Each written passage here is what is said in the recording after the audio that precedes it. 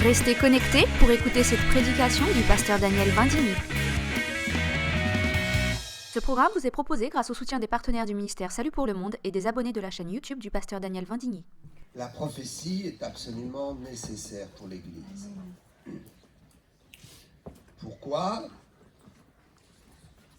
Parce qu'elle est un signe qui accompagne ceux qui croient. Il est écrit, voici les signes qui accompagneront ceux qui auront cru. Et dans l'énoncé de ces signes, nous devons comprendre qu'il n'y a qu'une partie, mais que tout n'est pas contenu. Marc chapitre 16. Voici les signes. La liste n'est pas complète. Elle n'est pas exhaustive. Parce que Dieu ne veut pas que nous prenions juste quelques passages de la Bible. Il veut que nous comprenions la Bible dans son ensemble et que nous puissions trouver les clés, les modes opératoires que Dieu utilise pour notre croissance spirituelle, pour la croissance numérique de l'Église, pour la croissance spirituelle. C'est ainsi que nous trouvons ici, dans 1 Corinthiens 14, un des signes très importants, la prophétie. Un signe très important et un outil qui peut être très dangereux et très vite récupéré par Satan pour détruire. Cette belle arme, cette arme extraordinaire du Saint-Esprit, cette faculté du Saint-Esprit, ce pouvoir qui nous est donné par le Saint-Esprit, est si merveilleux et si puissant que Satan a jeté son dévolu et qu'il veut récupérer cette action pour faire le contraire de ce que pourquoi Dieu a créé ce don. Dieu a créé le don de prophétie pour de l'édification, pour que les gens se convertissent. Oui, je te dis, c'est un outil extraordinaire pour convertir les gens. Mais comme cet outil est si merveilleux, Satan est venu et a voulu le récupérer. Et malheureusement, trop de chrétiens se font abuser par de fausses prophéties. Soit ils se font abuser par Satan parce qu'ils deviennent les canaux. Ils deviennent ceux qui sont utilisés pour de fausses prophéties, pour donner de fausses prophéties. Soit ils sont victimes parce que certains donnent des mauvaises prophéties et viennent détruire leur vie. Donc, comment allons-nous faire la différence entre la vraie et la fausse prophétie? Je vous assure, c'est tout simple. Toute prophétie qui n'édifie pas, qui condamne, qui accuse, ne peut jamais venir de Dieu. Mon Dieu est un Dieu de grâce. J'étais un pécheur, horrible pécheur, souillé, destiné à détruire l'équilibre social. Un homme qui ne connaissait pas Dieu et pourtant, dès sa jeunesse, Dieu a mis sa main sur lui. Nous sommes destinés à la grâce. Et je me souviens combien Dieu m'a sauvé par la grâce. Dans mon péché, dans mes erreurs, dans mes tourments, dans mes blasphèmes. Dieu n'est pas venu avec un bâton pour me frapper, me sortir de mon trou à coups de bâton. Il est venu, il s'est penché au-dessus de ma fosse profonde et il m'a lancé une corde qu'on appelle la miséricorde. Une corde de misère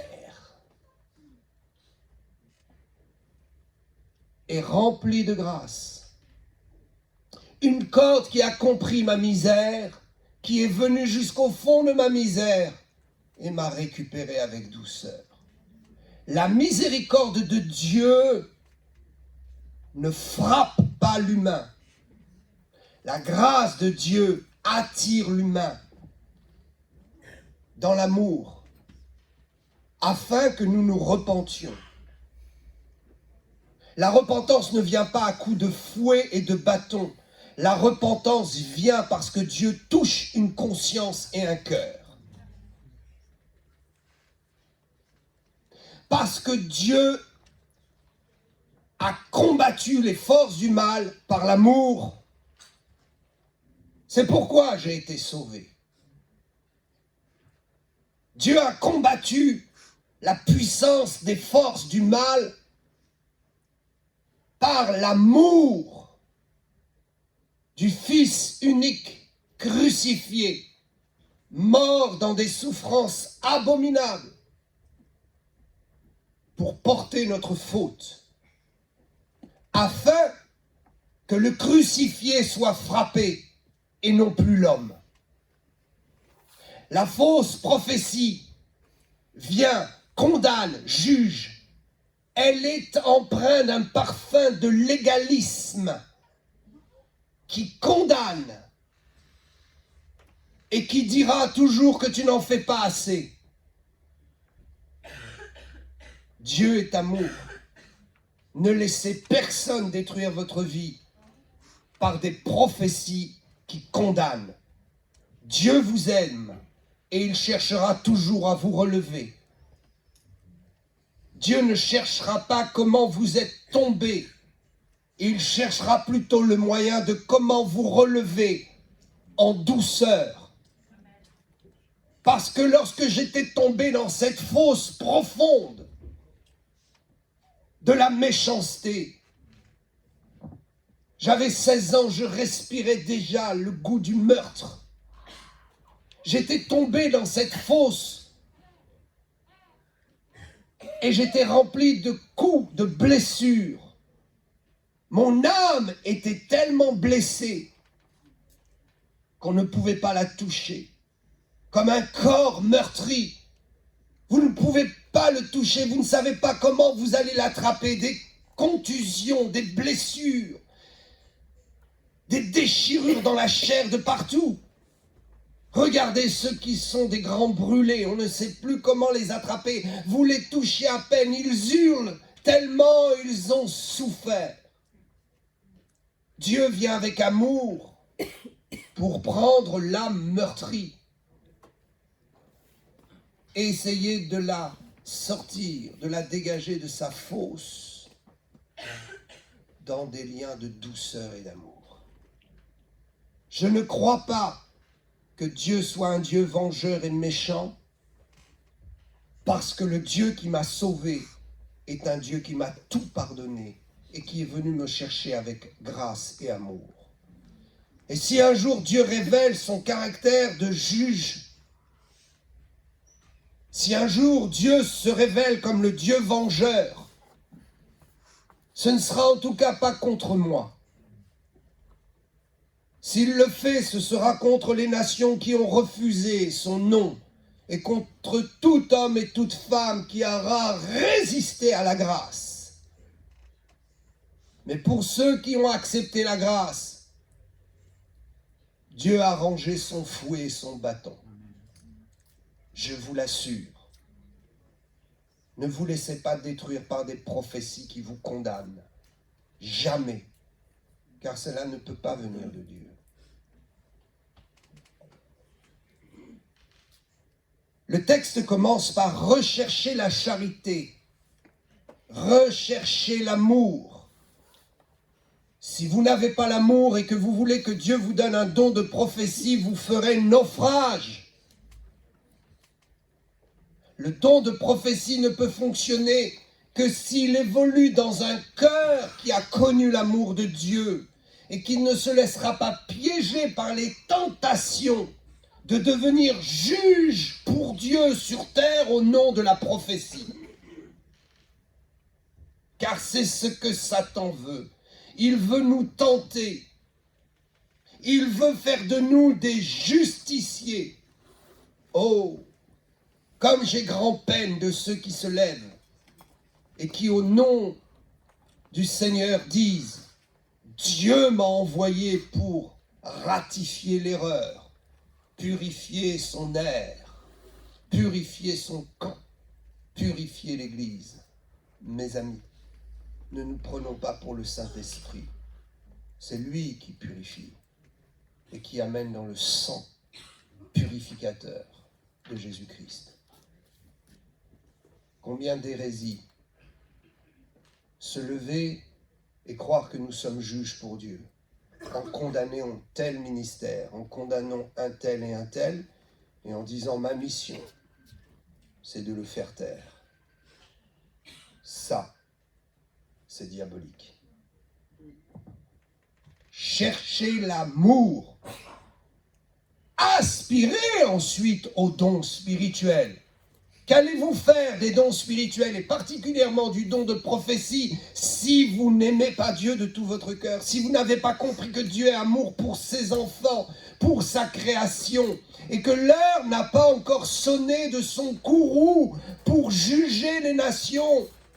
Nous sommes dans une ère de grâce, de miséricorde.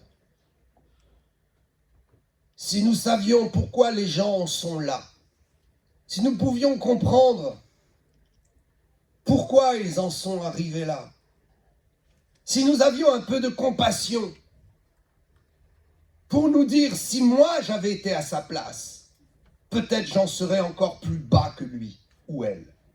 Elle a eu quand même, ou il a eu quand même du courage pour résister. Aspirer au don spirituel, mais surtout à celui de prophétie. Voilà. La vérité est dite. Dieu veut que nous prophétisions. Dieu veut que les dons de prophétie soient répandus dans son Église. C'est une volonté de Dieu. Certains disent, oh, mais quelle est la volonté? Oh, crois-moi, si tu lis la Bible, tu vas voir, la volonté de Dieu, elle est claire. Nous pouvons la trouver clairement. Aspirer au don, mais surtout à celui de prophétie. Qu'est-ce que cela veut dire?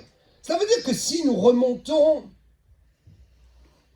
dans ce qui se passe, 1 Corinthiens 12, 7, les 9 dons spirituels, est-ce qu'on peut afficher 1 Corinthiens 12, 7? Or, à chacun, merci, la manifestation de l'Esprit est donnée pour l'utilité commune. À chacun. Ok. Dans ce mot « chacun », toi et moi, nous sommes inclus. Il n'y a plus d'acception, il n'y a plus de groupe d'élite. Les 3 groupes d'élite ont disparu. Ou plutôt, la porte s'est ouverte et un grand nombre a pu rentrer dans ce groupe d'élite. Le sacrificateur, le prophète et le roi. Le sacrificateur, le groupe des sacrificateurs, le groupe des prophètes et le groupe des rois constituaient les 3 groupes d'élite dans l'Ancien Testament. Et le Saint-Esprit était uniquement pour ces groupes. La puissance de Dieu était uniquement pour ces groupes. Mais depuis que Jésus est mort à la croix et que tout est accompli, les portes sont ouvertes. Le royaume des cieux a été forcé. Et désormais, tout homme et toute femme, quelle que soit sa provenance, son niveau social, sa couleur de peau, quel que soit son âge, quel que soit son sexe, que ce soit homme ou femme, tous nous avons accès à la manifestation du don spirituel. Tous, nous avons accès à la manifestation de la puissance de Dieu. Or, à chacun, ne dis pas que tu es exclu. Ne dis pas que ce n'est pas pour toi. Ne dis pas que les dons spirituels ne sont pas pour toi. Ne dis pas que la prophétie n'est pas pour toi. À chacun. Nous avons l'habitude de prendre ce texte de Jean 3,16. Car Dieu a tant aimé le monde qu'il a donné son Fils unique afin que quiconque, et nous avons tellement prêché, nous prêcherons encore sur ce mot quiconque, et nous disons à ceux qui ne connaissent pas Dieu, écoute, tu fais partie de ce quiconque c'est toi. Alors si nous avons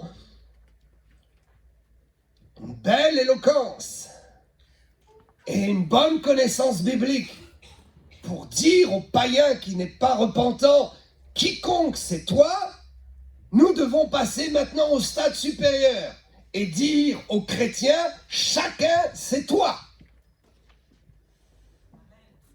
À chacun, la manifestation de l'esprit est donnée. Pourquoi? Dans un but, l'utilité commune. Non pas pour construire ton petit royaume sur terre. Ne t'inquiète pas, Dieu te prépare ton petit royaume au ciel. Oh, qu'on ne me fasse pas dire ce que je n'ai pas dit. Je ne dis pas que tu auras un propre royaume pour ta propre gloire. Mais tu auras un royaume, tu auras une maison, tu auras un espace de vie au ciel qui t'appartiendra en propre et qui sera ta récompense. Mais sur terre, Dieu dit ne construis rien. Quand je dis ne construis rien, ne construis pas ton propre royaume pensant que tu vas vivre éternellement sur terre. Tu n'es comme moi que de passage. Donc, le but de la manifestation du Saint-Esprit et de l'onction sur ta vie, c'est une utilité commune. Tu deviens participant à la bénédiction du corps. Tu deviens important pour l'Église. Tu deviens quelqu'un qui sera un guerrier pour Dieu, un bâtisseur pour Dieu, un exemple. Au nom de Dieu, au nom de Jésus-Christ, tu as ta place, tu as ta responsabilité et tu dois manifester les dons spirituels pour que l'Église avance et progresse. C'est ton rôle, c'est le but que Dieu te fixe. Tu cherches sa volonté, ne va pas très loin, elle est là, évidente, devant tes yeux. L'opportunité est là, saisis-la. Tu es ce chacun, tu dois manifester la puissance du Saint-Esprit pour que l'Église avance. Pour une utilité commune, pour que la société soit bénie, pour que le monde soit béni. Oh, nous disons, je veux être béni à moi, à moi, à moi. Et Dieu dit, oh, je t'aime bien, tu es mignon. Je vais te bénir, ne t'inquiète pas. Mais ne veux-tu pas élargir un peu ta mentalité? Est-ce que tu ne veux pas voir un peu plus loin que toi? Regarde, il y a un monde si vaste. Ne veux-tu pas prendre plaisir à être une bénédiction pour les autres? Tu veux que je te bénisse, mais ce n'est pas pour que tu consommes juste toi ta bénédiction. C'est pour que tu aies le plaisir et le bonheur de répandre cette bénédiction autour de toi. Pour l'utilité. Peut-être tu ne te sens utile à rien, mais j'ai une bonne nouvelle. La grâce et les dons de Dieu dans ta vie vont te rendre utile.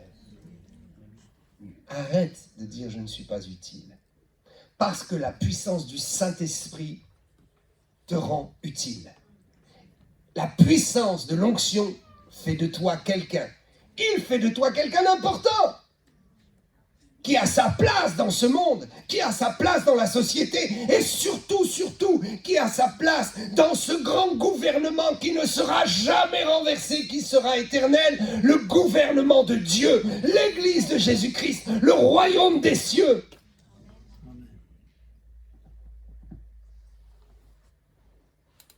Et donc, nous voyons au verset 8 ce qui suit. Comprenons.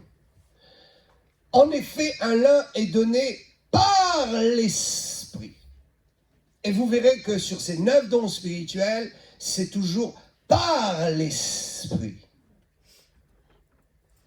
Et cela finira, est-ce qu'on peut aller verset 9, verset 10, opérer les miracles, verset 11. Un seul et même esprit opère toutes ces choses. Écoutez bien. Il n'y a que l'Esprit de Dieu qui puisse nous rendre utiles, qui puisse faire de nous quelqu'un d'utile par les dons. Parce que le diable imite aussi les dons. Mais quand le diable fait fonctionner des dons falsifiés, il n'y a plus d'utilité. Donc tu dois rechercher le Saint-Esprit. Et tu dois te concentrer, prier, afin que seul le Saint-Esprit maîtrise les dons que tu manifestes. Ainsi, si les dons que tu manifestes ne viennent pas de Dieu, ils vont mourir, ils vont s'éteindre et le feu va les consumer. Un seul et même esprit opère toutes ces choses, les distribuant à chacun en particulier, comme il veut. Il est question ici de la volonté du Saint-Esprit. Suivez-moi bien. La Bible est en train de nous dire que pour recevoir un don, un des 9 dons spirituels, car il y en a d'autres dons, il n'y a pas que les dons typiquement spirituels, il y a aussi des dons qui sont des dons qui agissent dans la communauté. Le don de diriger les chants, le don de chanter, ne sont pas comptés ici, mais ils existent. Mais nous parlons ici des dons typiquement spirituels. Ces dons qui vont être les premiers qui vont permettre une garantie de la croissance. On peut avoir des bons chantres et qu'il n'y ait pas de croissance, une belle louange. Ce qui fait la croissance, c'est le Saint-Esprit. Et c'est les dons qu'il répand qui sont des dons spirituels. Nous parlons donc de dons spirituels. Ici, la Bible dit que le Saint-Esprit, qui est une personne, manifeste une volonté. Donc, nous disons, oh, ce n'est pas ma volonté, c'est la volonté de Dieu, c'est la volonté de l'Esprit de Dieu. Il distribue comme il veut. Alors, s'il veut me donner, qu'il me donne. Mais Dieu est plus grand que cela, il ne faut pas s'arrêter à la lettre, et il faut voir les autres textes. Et nous voyons ici, dans 1 Corinthiens 14, aspirer au don spirituel, mais surtout à celui de prophétie. Donc d'un côté, il nous est dit que c'est la volonté du Saint-Esprit, et ce n'est pas ta volonté. Et ici, il nous est dit que nous pouvons influencer la volonté du Saint-Esprit. Ce qui veut dire que la volonté de Dieu est une volonté qui vit, qui bouge, qui se meut, qui se transforme en fonction de ta position, de ta volonté, de ta foi, de ta détermination. Je veux donc attirer l'attention du Saint-Esprit sur moi parce que je veux qu'il me donne des dons. Donc, j'ai un rôle à jouer. Bien sûr que le Saint-Esprit peut donner un don à quelqu'un qui ne l'a pas voulu, qui ne l'a pas demandé. Mais cela serait injuste. Parce que cela voudrait dire que le chacun n'est pas possible. Or, à chacun la manifestation. Or, si le Saint-Esprit choisit, le chacun est exclu. Parce que si c'est lui seul qui choisit, tu peux être exclu. Et vivre toute une vie sans que le Saint-Esprit n'ait choisi. Est-ce que les dons spirituels sont manifestés dans toutes les vies des chrétiens? Non! Tous les chrétiens ne manifestent pas. Il y a des chrétiens qui vont passer toute une vie sans manifester une seule fois un des 9 dons de l'Esprit. Donc, nous comprenons que Dieu, dans son amour, dit « c'est ouvert, c'est disponible pour tous ». Et effectivement, c'est le Saint-Esprit qui peut refuser ou qui peut donner. Mais la bonne nouvelle, c'est que si nous faisons plaisir au Saint-Esprit, si nous attirons la faveur du Saint-Esprit sur nous, nous pourrons obtenir. Je veux donc aspirer au don de prophétie parce que la Bible me dit que c'est surtout ce don-là qui est important. Je veux être prophétique. La prophétie fonctionne toujours à 3 niveaux. Je l'ai dit, je le redirai, je le dirai toujours. Nous voyons dans l'œuvre de Dieu toujours une hiérarchie, une architecture, un fonctionnement, des lois spirituelles qui marchent toujours par 3. À l'image de ce que nous avons comme représentation de Dieu trinitaire. Car Dieu n'est qu'un, il ne peut pas être divisé. Mais il se présente à nous sous 3 formes, sous 3 actions, sous 3 personnalités. Dieu Esprit, donc son Esprit, Dieu Père et Dieu Fils. Dieu Sauveur, Dieu Créateur et Dieu Esprit qui nous fait fonctionner. Oh, il n'y aura qu'au ciel que nous pourrons bien comprendre cette complexité. Dieu est 3, mais en même temps, il n'est pas 3, il n'est qu'un. Donc nous le voyons sous 3 rapports. Nous l'approchons sous 3 rapports. Et toutes les lois de Dieu s'approchent sur 3 rapports, et particulièrement la prophétie. La prophétie peut être juste une exhortation. Tout le monde peut exhorter, tout le monde peut prophétiser en exhortant. Et la prophétie peut devenir un don. Peut être un don. Et la prophétie peut être aussi un ministère. Mais je ne m'étendrai pas sur ces choses. La prophétie peut être aussi quelque chose de ton passé. Car souvent, je voudrais rectifier une erreur. Juste ouvrir une parenthèse. Souvent, on nous a expliqué que celui qui prophétise sur ton passé, c'est pas la prophétie, ça vient pas forcément de Dieu parce que Satan connaît ton passé. Ah donc Dieu connaît ton passé, il n'a pas le droit de te le révéler sous prétexte que Satan peut-être a cette primeur-là. La prophétie, elle agit à 3 niveaux. Dans le temps, dans le passé, le présent et le futur. D'ailleurs, nous avons 3 dons spirituels dans les 9 que vous lirez qui ont attrait à la prophétie. La parole de connaissance est prophétique.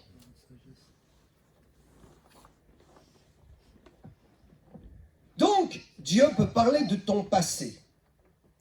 Il peut te parler de ton présent et il peut te parler de ton avenir. Et peut-être il peut te donner une prophétie qui englobe les 3. Ou peut-être une prophétie qui n'englobe qu'une partie.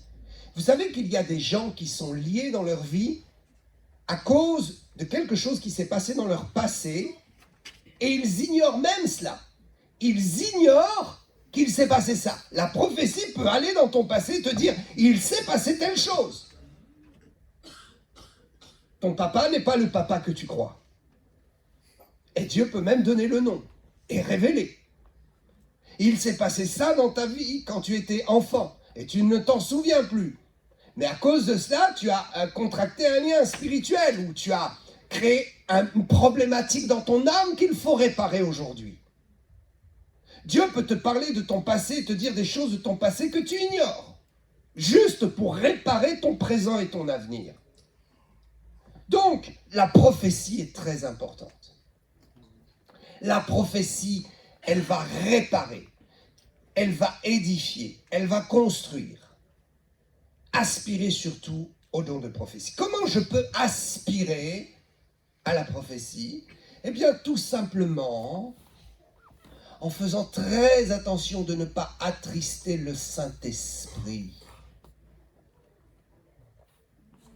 Dès l'instant où vous attristez le Saint-Esprit, votre prophétie sera corrompue. Dès l'instant où vous perdez l'onction, votre prophétie pourra être corrompue. Comment je vais aspirer? Je vais aspirer en étant réellement un ami de la personne du Saint-Esprit, un ami intime de Jésus, en ayant une communion profonde et en disant « Seigneur, je voudrais vraiment que tu m'équipes de cette faculté, non pas pour construire mon royaume sur terre, mais parce que j'ai tellement compassion et à cœur de voir ton Église bénie, j'ai tellement envie de voir les gens bénis. » Imaginez, une prophétie peut détruire tous les plans de Satan dans la vie de quelqu'un.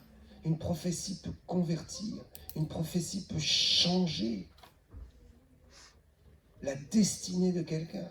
Si cette prophétie vient vraiment du ciel, si elle encourage, si elle édifie, si elle console. Seigneur, je veux cela. Et si le Saint-Esprit voit vraiment ta loyauté, ton désir d'équipement qui est sain et pur, si tu montres bien que ce n'est pas une question d'argent, ce n'est pas une question de dire je veux la prophétie, ça va remplir mes caisses. Parce que croyez-moi, quand nous prophétisons avec justesse, ça remplit les caisses. Les gens sont tellement heureux qu'ils vous donneront beaucoup d'argent. Il faut donc être pur vis-à-vis de cela. Et il faut vraiment avoir des sentiments purs. Aspirer, cela veut dire faire entrer en soi et respirer tout ce qui est conforme afin que ta demande soit pure. Être éclairé par la parole de Dieu pour demander quelque chose qui est conforme. J'aspire à cela, Seigneur. Et chacun de nous, nous devrions aspirer. Je dois prophétiser. Je dois avoir des songes. Je dois avoir des visions. Je dois manifester cette puissance surnaturelle. Pourquoi? Écoutez, c'est simple.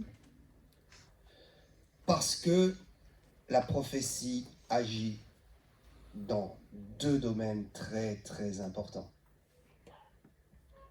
La prophétie est un signe pour l'Église, un signe de bonne santé, un signe de puissance, et la prophétie est destinée aux païens afin qu'ils soient sauvés. Oui, je vous dis cela. Allons plus loin.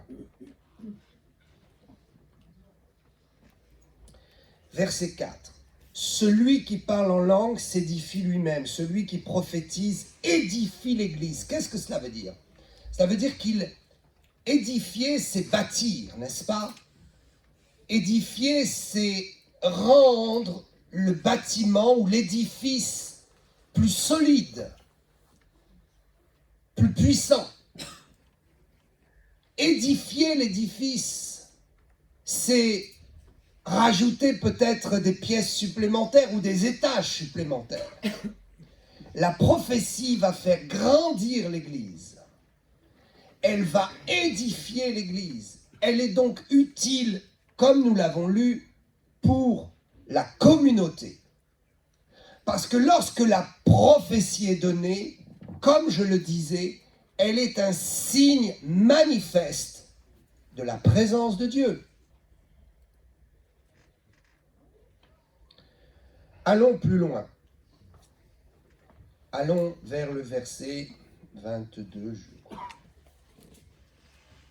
Verset 22. Par conséquent, les langues sont un signe non pour les croyants, mais pour les incroyants. Ok.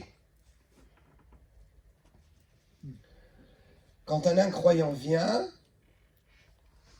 si quelqu'un parle en langue, ce sera pour lui un signe surnaturel. Pour nous, dans le sens de l'utilisation quotidienne, les langues nous édifient et ne sont plus un signe, mais un moyen de communion avec Dieu, n'est-ce pas? Par conséquent, les langues sont un signe non pour les croyants, mais pour les non-croyants. Quand je parle en langue, ce n'est plus un signe pour moi. C'est un moyen quotidien, un moyen intégré d'entretenir ma relation et ma communion avec Dieu. Ce n'est pas une démonstration qui m'amène à la foi. C'est une utilisation d'un don qui me permet une plus grande communion avec Dieu d'une façon quotidienne. J'espère que vous parlez en langue. J'espère que vous recherchez le parler en langue.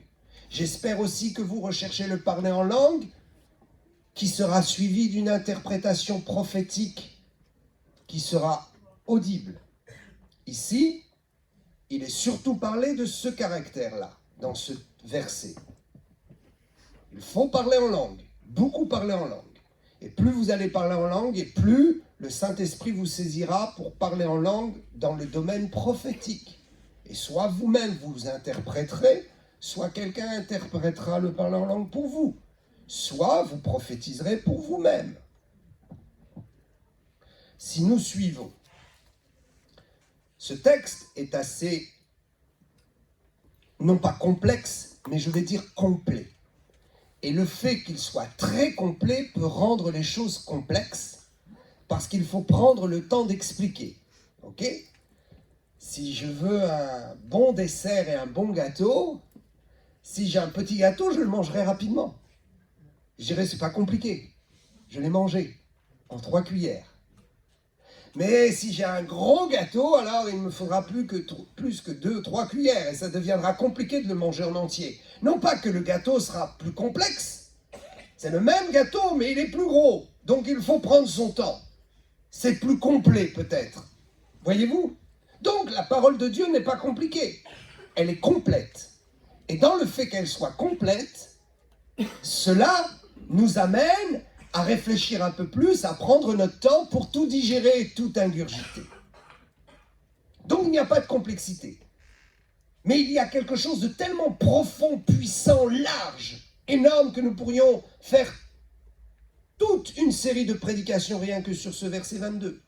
Mais je voudrais juste ici faire comprendre. Par conséquent, les langues sont un signe non pour les croyants, mais pour les non-croyants. La prophétie, au contraire, est un signe non pour les non-croyants, mais pour les croyants. Pourtant, nous allons voir que si quelqu'un prophétise et qu'il y a un païen, il sera touché. Donc, c'est un signe pour lui. Non, c'est un signe pour l'Église. L'Église se rend compte qu'elle est en bonne santé. Voici les signes qui accompagneront dans Marc 16. Eh bien, vous pouvez dire aussi que un des grands signes qui accompagne la vie de l'Église, la bonne santé du chrétien, la spiritualité, si vous voulez être spirituel, si vous voulez savoir si vous êtes spirituel, si vous voulez doser le niveau de votre onction, de votre rapport avec Dieu, alors vous devez avoir des signes qui vous accompagnent, des signes qui sortent de votre vie. Et si vous prophétisez, c'est un signe pour vous. Un signe que Dieu est avec vous. Un signe que vous êtes en bonne santé. Un signe que l'Église est en bonne santé. C'est un signe. Quand quelqu'un parle en langue et qu'il y a un païen, le païen ne comprend pas le parler en langue. Ok ? Par contre, si quelqu'un interprète le parler en langue, le païen recevra sa bénédiction, il sera surpris. Pour lui, ce sera comme un don du ciel. Mais pour l'Église, ce sera un signe que Dieu est en train d'agir et qu'il est avec nous par son esprit. Vous avez besoin d'une signature. Le signe est la signature de Dieu sur votre vie. Alléluia. Nous devons guérir les malades. Nous devons prophétiser. Nous devons changer les choses par la puissance de Dieu. Nous devons chasser les démons. C'est un signe qui m'accompagne. Un signe que Dieu est avec moi. Et pour celui qui sera délivré de ces démons, ce sera un don extraordinaire. Ce sera une bonté du ciel. Arrêtons de condamner ceux qui sont dans des addictions. Et comprenons que ces addictions dont les chrétiens ne peuvent pas se délier sont des démons que nous devons chasser. Nous avons donc besoin de manifester le signe de la vie de Dieu, le signe de la vie de l'Esprit, pour chasser le démon qui tient lié le chrétien dans l'addiction de l'alcool, de la pornographie, du mensonge, du vol même.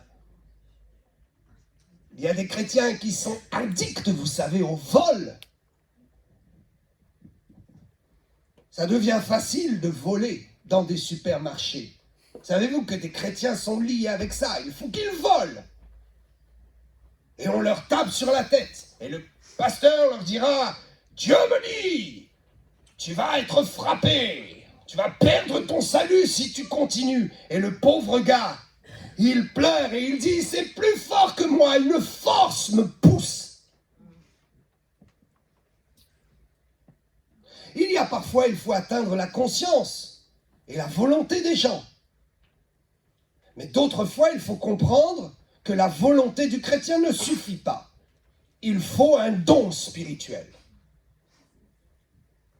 Il faut la puissance de Dieu pour libérer les gens. Il faut manifester la signature de Dieu dans notre vie spirituelle. Oh, tu dis que tu es chrétien, tu as fait alliance avec Dieu, montre-moi ton contrat. Et en bas de la page, avec grande honte, on voit que le contrat n'est même pas signé par Dieu. Montre-moi les fruits de ta conversion, de ton Dieu qui est si puissant. Nous devons nous remettre en question. Je le dis avec beaucoup de sérénité, de paix, d'amour, mais avec une ferme résolution. Il est temps que quelqu'un se lève dans ce pays et dise que nous avons besoin de retrouver les signes et l'esprit prophétique. Nous avons tué nos prophètes. Nous avons peur de la prophétie. Et trop de gens se sont levés avec de fausses prophéties. Des prophéties, comme je l'ai dit, qui condamnent. Des prophéties qui ne veulent s'adresser qu'aux chrétiens et qui ne s'adressent même plus aux païens. Pourquoi? Est-ce un signe pour les croyants? Si donc dans une assemblée de l'Église entière, tous parlent en langue, et qu'il survienne des hommes du peuple ou des non-croyants, ne diront-ils pas que vous êtes fous? Mais si tous prophétisent, verset 24, et qu'il survienne quelques non-croyants ou hommes du peuple,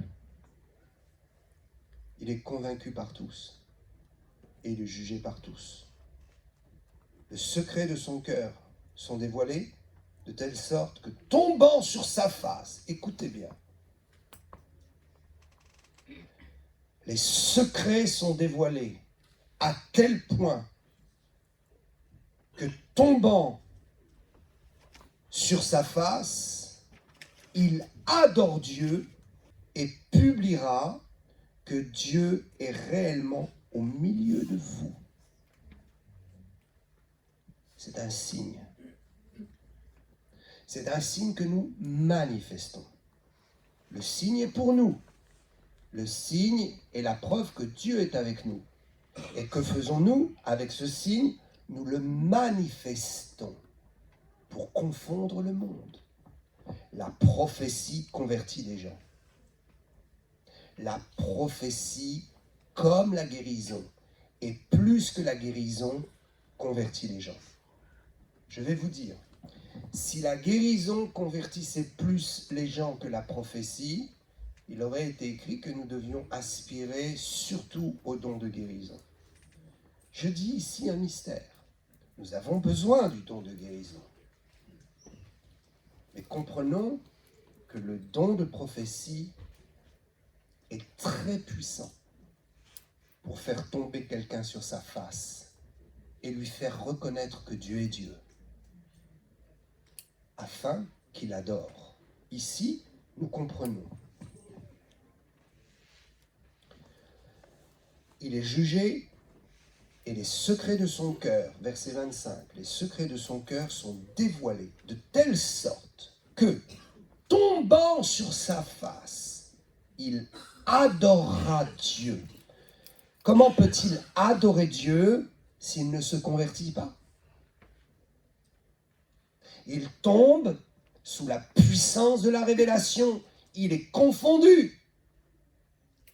Il est face à une vérité. Le voile a été retiré.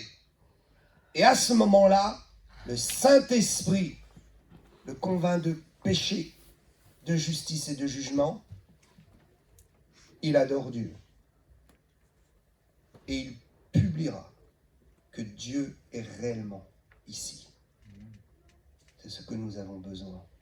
Je ne dis pas que c'est absolu. Là encore, ne me faites pas dire ce que je ne dis pas. La prédication de la croix est la première arme. C'est le fondement qui convertit les gens. Quand nous disons que la prophétie convertit, nous disons que la prophétie interpelle et frappe tellement le cœur et la conscience de quelqu'un qu'il va entrer dans le message que nous prêchons.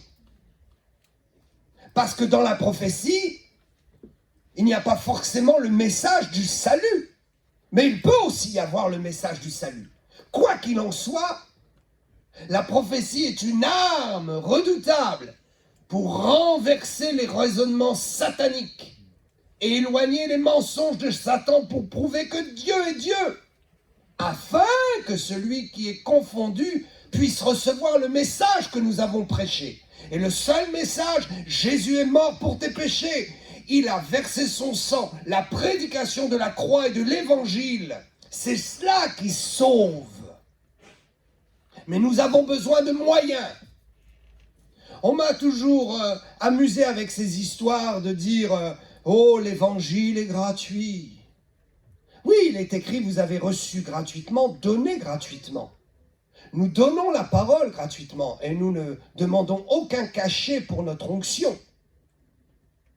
Mais nous demandons simplement des offrandes pour payer les moyens de pouvoir prêcher. Moi, j'ai reçu gratuitement, alors je donne gratuitement. Ce que j'ai reçu gratuitement, je le donne gratuitement. Mais ce que je n'ai pas reçu gratuitement, je ne peux pas le donner gratuitement. Ma chambre d'hôtel, mon carburant, mon billet d'avion, ça, je ne l'ai pas reçu gratuitement. Or, c'est écrit, ce que vous avez reçu, vous l'avez reçu gratuitement, donnez-le gratuitement.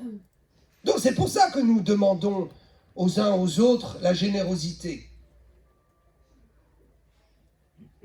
De la même façon, nous devons comprendre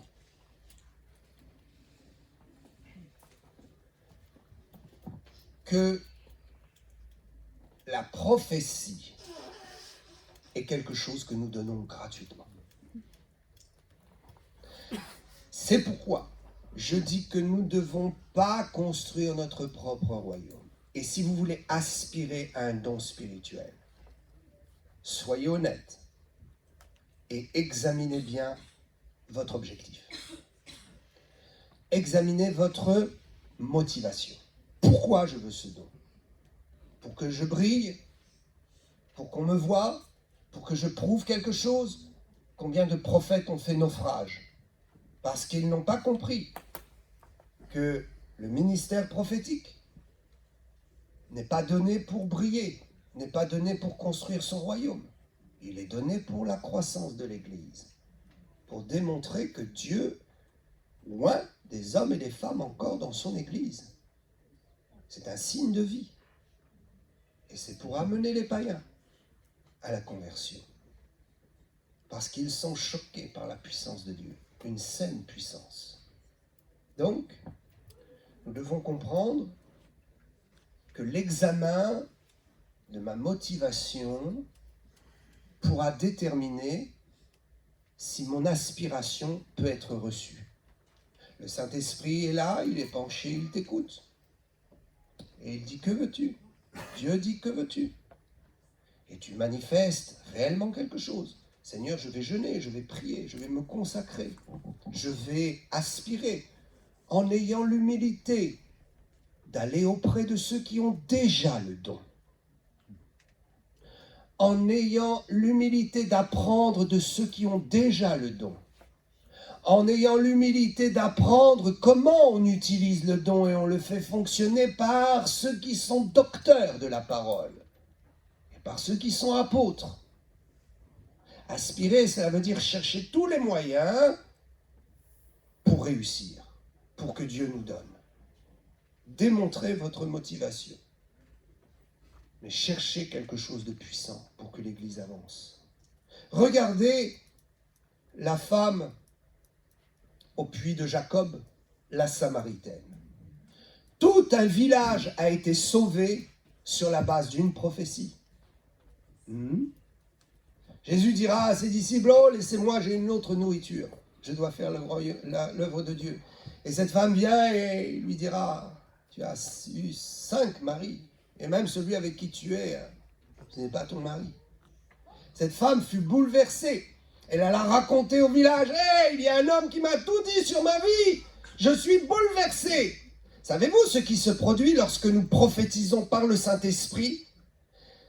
Plus que la pensée et le cœur, la conscience est affectée, touchée de plein fouet par la puissance de Dieu. Nous pouvons dire quelque chose de vrai et ça n'aura pas d'impact. Mais quand nous disons une prophétie qui est prophétique par l'Esprit de Dieu, cette prophétie va bouleverser la conscience. Parfois vous dites, mais je n'ai pas dit grand-chose. Qu'est-ce donc ta vie? Je t'ai parlé de ton passé. Et les gens connaissent ton passé. Et tu es surprise parce que moi, qui suis un inconnu, qui ne te connais pas, je te dis ton passé. Mais c'est peu de choses finalement. Non! La puissance de la prophétie venait de Dieu et a affecté la conscience et a touché de plein fouet. La révélation a démontré la vérité éclatante. Cette femme s'est rendue compte qu'il viendra un jour où oui, tout sera révélé. J'ai une bonne nouvelle. Si votre vie est cachée en Christ et que vous avez fait des bêtises, n'ayez pas de peur là-dessus. Ça, c'est caché en Christ. Caché dans le sang de Jésus. Mais pour les païens qui n'ont pas la protection d'une vie cachée en Christ, quand ils paraîtront, tout sera dévoyé de leur vie, de leur passé. Et ils diront, mais moi, ma vie, je la connais. Pourquoi? Ça sert à rien qu'on me dise mon passé, je le connais. Et puis, mes amis connaissent. Non, le monde entier verra. C'est une autre histoire. Cette femme a réalisé que Dieu la connaissait au point de pouvoir révéler à n'importe qui, à un inconnu. Donc elle dira, c'est un prophète. Et tout un village va se convertir.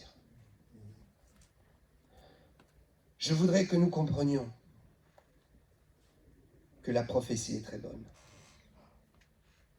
et qu'il faut faire très attention à ne pas passer à côté de ce don avant de partir au ciel. Vous pouvez prophétiser de temps en temps. Vous pouvez prophétiser plus souvent. Vous pouvez devenir un prophète, si Dieu le veut. Mais c'est compliqué d'en arriver là. Il faut vraiment s'examiner, être sûr qu'on respecte les lois spirituelles et le programme de Dieu. Il faut respecter la façon dont Dieu travaille, la façon dont Dieu va travailler avec nous. Et comment faire pour que cette dynamite n'explose pas entre nos mains et ne nous explose pas à la figure. Souvenez-vous, Actes chapitre 1, verset 8, vous recevrez une puissance. Dans le terme grec, c'est dynamus. ce terme grec qui a donné naissance au mot dynamite. La puissance de Dieu, c'est de la dynamite, mon ami. Et si tu ne sais pas t'en servir, ça peut te sauter à la figure et te défigurer et gâcher toute ta vie. Tu vas sauter et ceux qui sont avec toi vont sauter avec. Donc la prophétie, si c'est quelque chose de si important, c'est que c'est quelque chose, un domaine très très sérieux, qui a ses règles. Donc je vous mets en garde contre tous les faux prophètes. Je voudrais dire une chose. La prophétie, elle édifie, elle ne contrôle pas. Le faux prophète est celui qui va venir et à coup de prophétie va contrôler ta vie. Je voudrais dire une chose. Si dans l'Ancien Testament, la prophétie était utilisée pour contrôler les gens, parce que les gens n'avaient pas le Saint-Esprit, dans la Nouvelle Alliance, cela est révolu. La prophétie ne doit pas contrôler et diriger ta vie. C'est le Saint-Esprit, la pensée de Dieu dans ton cœur qui dirige ta vie. C'est l'obéissance à la parole de Dieu qui dirige ta vie. Mais si quelqu'un vient et te donne des prophéties et dirige ta vie et contrôle ta vie et te fait faire ci, ça, ça, Dieu m'a dit que tu dois partir là, tu dois rester ici, tu dois te marier avec un tel, tu dois vendre tout. Faites très attention. La prophétie ne contrôle pas la vie. La prophétie est juste une édification et un indicateur. Et il y a beaucoup de faux prophètes qui donnent de fausses prophéties parce qu'en fait, ils cherchent à contrôler votre vie. Ils cherchent à être un gourou. Ils cherchent à prendre la place de Dieu. Ils veulent prendre la place de Dieu dans votre vie. Ils ne veulent plus du grand et bon berger. C'est eux le grand et bon berger qui, à coup de prophétie, vont régir ta vie. Ils vont te dire fais ci, fais ça, obéis, fais ci, fais ça. Et ça devient un vrai contrôle. Et ce n'est jamais bon. Je veux vous assurer que ce n'est jamais bon. Tous ceux que j'ai vus fonctionner comme cela ont fini dans des naufrages terribles. Donc, la prophétie n'est pas là pour te contrôler. Et tu ne dois pas vivre de la prophétie. Il y a des gens qui veulent absolument, je veux que Dieu me parle. Ok, si tu as une direction, un choix, quelque chose de précis à faire et que tu ne sais pas, que tu n'arrives pas à discerner, alors Dieu va lever un prophète pour toi. Mais si tu veux constamment vivre de ça, ça veut dire que tu n'as plus le libre choix. Ça veut dire que tu es un robot et que tu n'as plus de libre choix. Oh, Dieu prophétise sur ma vie. Oui, tu me dis d'aller là, je vais là, même si je n'ai pas envie d'y aller. Tu me dis de retourner ici, oui, même si je n'ai pas envie. Mais Dieu a envie que tu sois heureux. Et parfois, il nous fait faire des choses que nous ne voulons pas. Ça, certainement, pour son œuvre. Mais nous ne pouvons pas vivre constamment avec cela. Nous ne pouvons pas vivre constamment de décisions qui nous sont imposées. Dieu n'est pas un père méchant. Il veut que nous vivions aussi de nos libres choix. Il veut aussi que nous puissions décider nous-mêmes. Et parfois, nous n'arrivons pas à décider, alors il nous aide. Parfois, nous n'y voyons pas clair, alors il nous aide par la prophétie. Mais la prophétie est secondaire pour nous. C'est un signe, ce n'est pas un moyen d'avancer. C'est pourquoi il est dit que la prophétie est paradoxalement un signe pour le croyant. Parce que pour l'incroyant, c'est réellement une manière de s'en sortir. C'est réellement un contrôle dans sa vie. Parce qu'il n'a pas le Saint-Esprit. Le païen n'a pas le Saint-Esprit. Il ne sait pas, il ne connaît pas la volonté de Dieu. Il ne peut pas la connaître. Il ne peut pas entendre Dieu. Donc par la prophétie, il va entendre Dieu. Mais quand il se convertit, qu'il naît de nouveau et qu'il a le Saint-Esprit en lui, alors à ce moment-là, la prophétie n'est plus prioritaire pour lui-même. Elle est prioritaire pour autrui, afin que lui l'exerce pour un autre, afin qu'il sache que c'est un signe que Dieu est avec lui. Alléluia. Donc je veux mettre en garde. Il y a des aventuriers de la prophétie. Il y a des aventuriers qui veulent absolument devenir des prophètes. C'est le Saint-Esprit qui décide, n'oublions quand même pas cette chose. Et nous devons aspirer, mais c'est quand même le Saint-Esprit qui décide. Et puis il y a ceux qui n'attendent pas le temps de Dieu. Aspirer, Ça veut dire attendez. Ce n'est pas vous qui, d'un claquement de doigts, va arranger les choses. Parce que si c'est d'un claquement de doigts, alors ça veut dire que ce sera d'un coup de baguette magique, qu'à coup de prophétie, vous allez régler les problèmes? Non. Dieu ne travaille pas avec la magie. La magie est illusoire. La magie, ce n'est que de l'illusion, vous savez. Mais la puissance de Dieu, ça, c'est la force de la vie. Oh, que le Seigneur soit béni. Alléluia. There is power in the name of Jesus.